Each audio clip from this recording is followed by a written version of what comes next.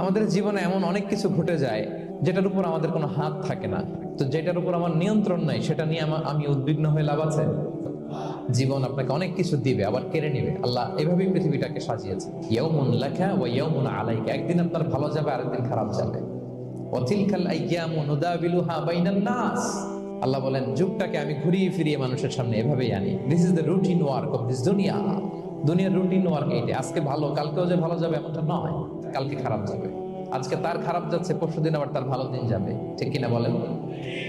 অন্য এক সূরায় আল্লাহ তাআলা বলেছেন, ফাইন্না মাআল উসরি ইউসরা। নিশ্চয়ই কষ্টের সাথে আছে স্বস্তি। আজীবন মানুষ কষ্টে থাকে না, দুঃখের পরে থাকে সুখ। দুঃখের পরে কি থাকে? সুখ থাকে। এজন্য উদ্বিগ্ন হওয়া যাবে না। বিষ্ণু ইসলামের জীবনী থেকে আমরা এটাই শিখি, উদ্বিগ্ন হওয়া যাবে না।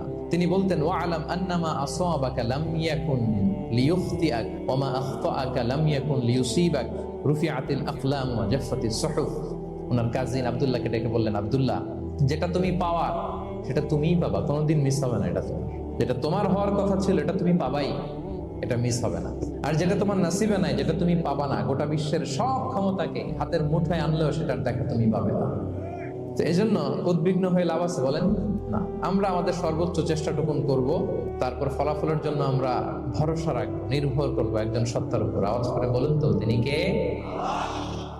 আপনি যদি কোরআনকে জিজ্ঞেস করেন যে what is the Quranic formula of happy life, সুখে শান্তিতে থাকার জন্য কোরআনিক ফর্মুলাটা কি, কিভাবে আমরা সুখী সমৃদ্ধ জীবন পেতে পারি, কোরআন আপনাকে দুইটা জিনিসের কথা বলে। নাম্বার ওয়ান, ফেইথ, বিশ্বাস, আল্লাহর উপর অগাধ বিশ্বাস এবং আস্থা। দুই নম্বর হচ্ছে গুড ডিড, মানে সৎকর্ম, নেক আমল। যার মধ্যে দুইটা থাকবে তাকে সুখী সমৃদ্ধ জীবন দান করবে কে? Faith and good deed will be happy in your life, for the sure, I am telling you. এই দুইটা যদি এনশিওর করতে পারেন, আপনাকে সুখী সমৃদ্ধ জীবন দিবে কে?